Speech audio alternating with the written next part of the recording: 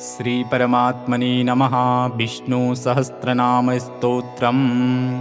यस्य स्मरणमात्रेण जन्मसंसारबन्धनात् विमुच्यते। नमस्तस्मै विष्णवे प्रभविष्णवे।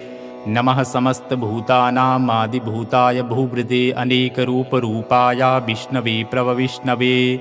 वैशम्पायन उवाच श्रुत्वा धर्मान् शेषेण पावनानि च सर्वशः युधिष्ठिरः शान्तनवं पुनरेवाभ्यभाषत। युधिष्ठिर उवाच किमेकं दैवतं लोके किं वापीकं परायणं स्तुवन्तः कं कमर्चन्ता प्राप्नुर्युरमानवाः शुभं। को धर्मः सर्वधर्माणां भवतः परमो मतः। किं जपन्मुच्यते जन्तुर्जन्मसंसारबन्धनात्। भीष्म उवाच जगत्प्रभुं देवदेवामनन्तं वृषोत्तमं स्तुवन्नाम सहस्रेण पुरुषः सततोत्थितः। तमेव चार्चयन् नित्यं भक्त्या पुरुषमव्ययः। ध्यायन् स्तुवन्नमस्यस्य यजमानस्तमेव च अनाधिनिधनं विष्णुं सर्वलोकमहेश्वरं। लोकाध्यक्षं स्तुवन्नित्यं सर्वदुःखातिगो भवेत्। ब्रह्मण्यं सर्वधर्मज्ञं लोकानां कीर्तिवर्धनं। लोकनाथं महद्भूतं सर्वभूतोद्भवोद्भवम्।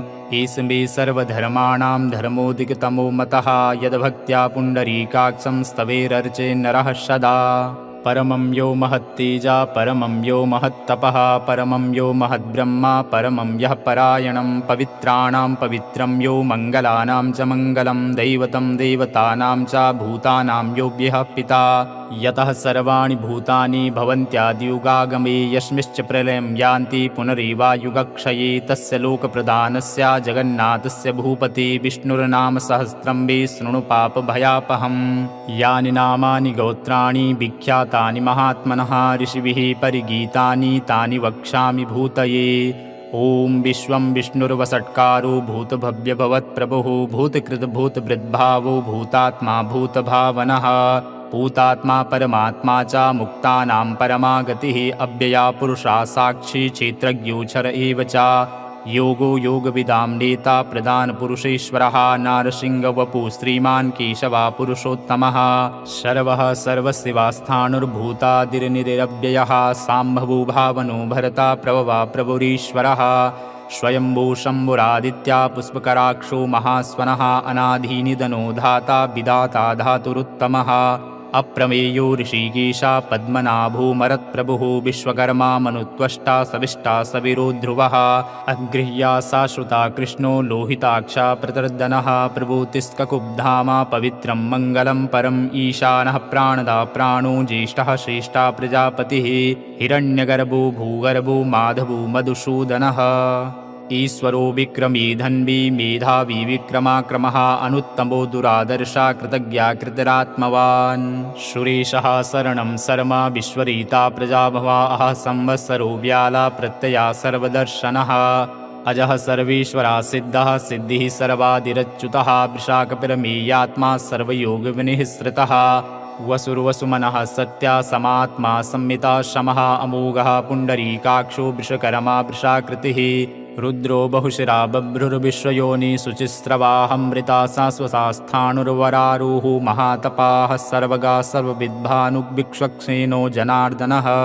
वेदो वेदविदं व्यङ्गो वेदाङ्गो वेदवित्कविः। लोकाध्यक्षासुराध्यक्षो धर्माध्यक्षा कृता कृतः। चतुरात्मा चतुर्व्यूहश्चतुर्द्रष्टा चतुर्भुजः। भ्राजिष्णुर्भोजनं भोक्ता सहिष्णुर्जगदाजितः। अनगो विजयो जेता विश्वयोनि पुनर्वसुः। उपेन्द्रो वामना प्रांशुर्नमोगा शुचिरुर्जितः। अतीन्द्रिया संग्रहा सर्गो धृतात्मा नियमो यमः। वेद्यो वेद्यः सदा योगी वीराः माधवो मधुः। अतीन्द्रियो महामायो महोत्साहो महाबलः। महाबुद्धिर्महावीर्यो महाशक्तिर्महाद्युतिः। अनिर्देश्यः वपुः श्रीमान् मेयात्मा महाधृतिकमहिश्वासो महीभरता श्रीनिवासा सतां गतिः।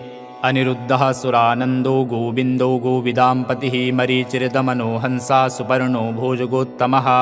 हिरण्यनाभः सुतपाः पद्मनाभा प्रजापतिः अमृत्युः सर्वदिक्सिंहा सन्धाता सन्धिमान् स्थिरः अजो दुर्मर्षणाशास्ता विश्रुतात्मा सुरारिः गुरुर्गुरुत्तमो धाम सत्यासत्यपराक्रमः निमिषो निमिषतस्त्रग्वे वाचस्पतिरुधारदेः अग्रणी ग्रामणी श्रीमान् न्यायो नीता समीरणः सहस्रमूर्धा विश्वात्मा सहस्राक्षा सहस्रपात् अवर्तनो निवृत्तात्मा संवृता संप्रमर्दनः अह संवर्तको वह्निरनिलो धरणीधरः सुप्रसादा प्रसन्नात्मा विश्वदिग्विश्वविग्विभुः सत्कर्ता सत्कृता साधुर्जहुर्नारायणो नरः असंख्येयो प्रमेयात्मा विशिष्टाशिष्टकिच्छुचिः सिद्धार्था सिद्धिसङ्कल्पा सिद्धिदा सिद्धिसाधनः वृषा हि वृषभो विष्णुर्वृषपर्वा वृषोदरः वर्धनो वर्धमानस्य विविक्ता श्रुतिसागरः सुभजो दुर्धरो वाग्मी महीन्द्रो वसुदो वसुः नैकरूपो बृहद्रूपा शिविविष्टा प्रकाशनः औजस्तेजो द्युतिधरः प्रकाशात्मा प्रतापनः ऋद्धः स्पष्टाक्षरो मन्त्रश्चन्द्रासुर्भास्करद्युतिः अमृतांशुद्बभूभानु शशिबिन्दु सुरेश्वरः औषधं जगता सेतु सत्यधर्मपराक्रमः भूतभव्यभवन्नाथ पवना पावनो नलः कामः कामकृत्कान्ता कामः कामप्रदप्रभुः युगादिकृतयुगावर्तो नेकमायो महाशनः अदृश्यो व्यक्तिरूपश्च सहस्रजननन्तजित इष्टो विशिष्टः शिष्टेशा शिखण्डीनः सोवृषः क्रोधः क्रोधकृतकर्ता विश्वबाहुर्महीधरः अच्युता प्रतिता प्राणा प्राणदो वासवानुजः अपां निधिर्धिष्ठानामप्रमत्ता प्रतिष्ठितः स्कन्दः स्कन्धरो दुर्यो वरदो वायुवाहनः वासुदेवो बृहद्भानुरादिदेवा पुरन्दरः अशोकस्तारणस्तारा सूरः सौरेर्जनेश्वरः अनुकूला सतावर्ता पद्मी पद्मनिवेक्षणः पद्मनाभो रवीन्द्राक्षा पद्मगर्वा शरीरभृत् महर्दिर्ऋद्धो वृद्धात्मा महाक्षो गरुडध्वजः अतुलः शरभो भीमा शमयज्ञो हविर्हरिः सर्वलक्षणलक्षण्यो लक्ष्मीमान् समितिञ्जयः वीक्षरोहितो मार्गो हेतुर्दामोदरः शः महीधरो महाभागो वेगवानामिताशनः उद्भवाच्छोभनो देवा श्रीगर्वा परमेश्वरः करणं कारणं कर्ता विकर्ता गहनो गुहा व्यवसायो व्यवस्थाना सस्थाना स्थानदो ध्रुवः परद्धि परमस्पष्टस्तुष्टः पुष्टा सुवेक्षणः रामो विरामो विरजो मार्गो नीयो नयो नयः वीरः शक्तिमतां श्रेष्ठो धर्मो धर्मविदुत्तमः वैकुण्ठः पुरुषा प्राणा प्राणदा प्रणवा पृथुः हिरण्यगर्वः शत्रुघ्नो व्याप्तो वायुरधोक्षजः ऋतुः सुदर्शना काला परमेष्ठी परिग्रह उग्रः संवत्सरो दक्षो विश्रामो विश्वदक्षिणः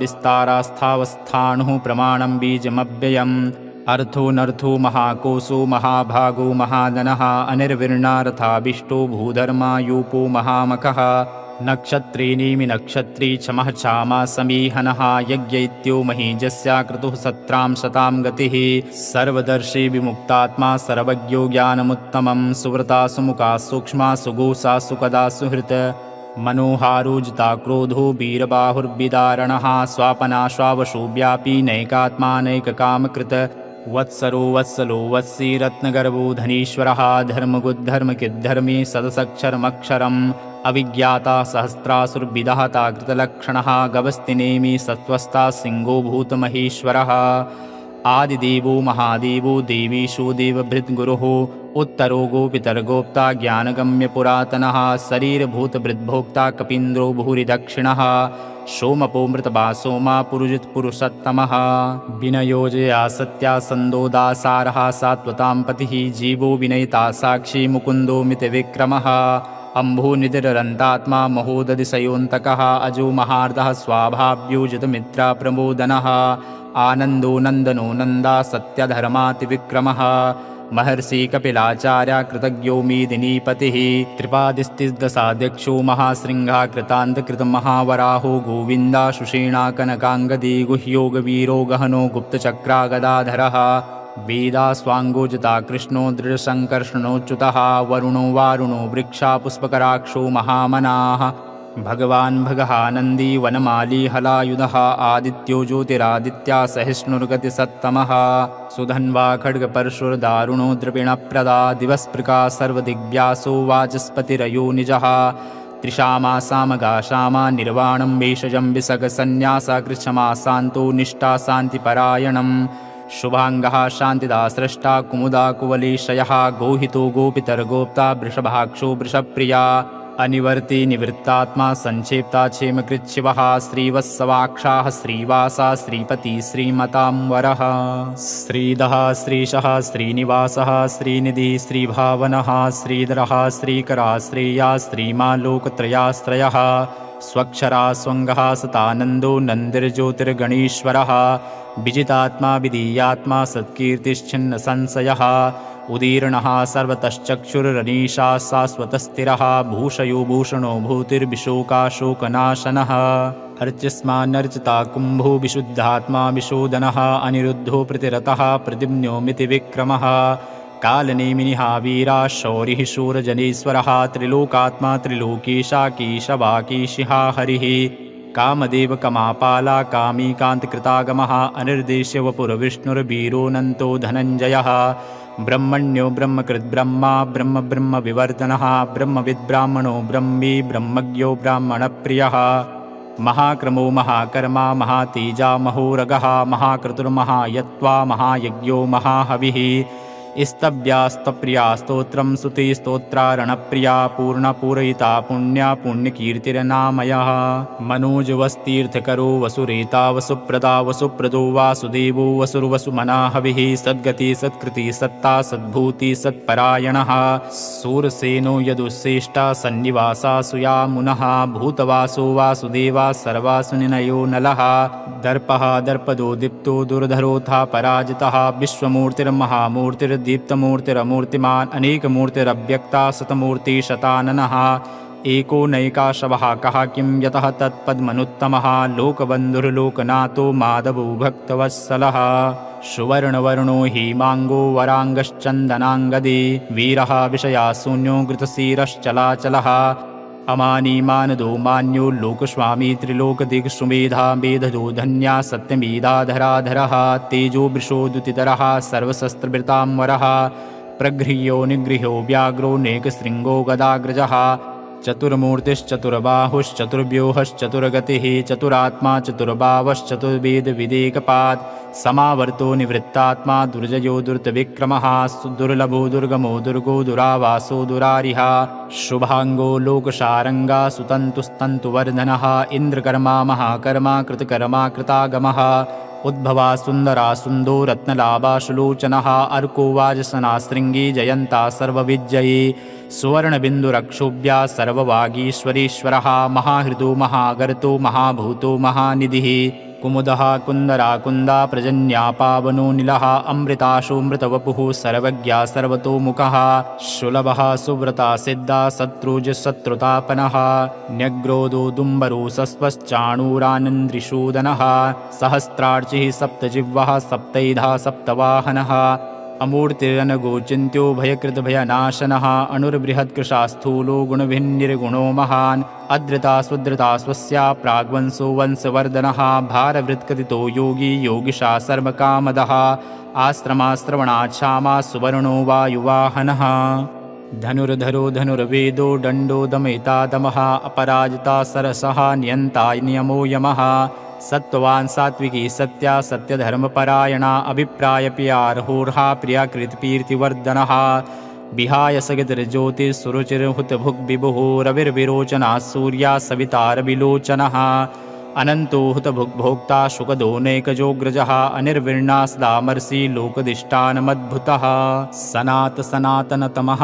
कपिला कपिरप्यः स्वस्तिदा स्वस्तिकृत् स्वस्ति स्वस्तिभुक् स्वस्ति दक्षिणः अरुद्रः कुण्डलीचक्रे विक्रम्युर्जितशासनः शब्दातिगतः शब्दशः शिशिरा सर्वरीकरः अक्रूरापीशलो दक्षो दक्षिणाक्षमिणाम्बरः विदुत्तमो वीतवयः पुण्याश्रवणकीर्तनः उत्तारणो दुष्कृतः पुण्यो दुःस्वप्ननाशनः वीरः रक्षणासन्तो जीवना पर्यवस्थितः अनन्तरूपोऽनन्ता श्रीजितमन्युर्भयापः चतुरस्थो गवीरात्मा विदिशो व्यादिशो दिशः अनादिर्भूर्भुवो लक्ष्मी सुवीरो रुचिराङ्गदः जननो जनजन्मादिर्भीमो भीमपराक्रमा आधारनिलयो धाता पुष्पहासा प्रजागरः ऊर्ध्वगा सत्पथाचारा प्राणदा प्रणवा प्रणः प्रमाणं प्राणनिलया प्राणभृत्प्राणजीवनः तत्त्वं तत्त्वविदेकात्मा जन्ममृत्युजरातिगः भूर्भुवः स्वत्तरुस्तारा सविता प्रपितामहः यज्ञो यज्ञर्पतिर्यत्वा यज्ञाङ्ग्यो यज्ञवाहनः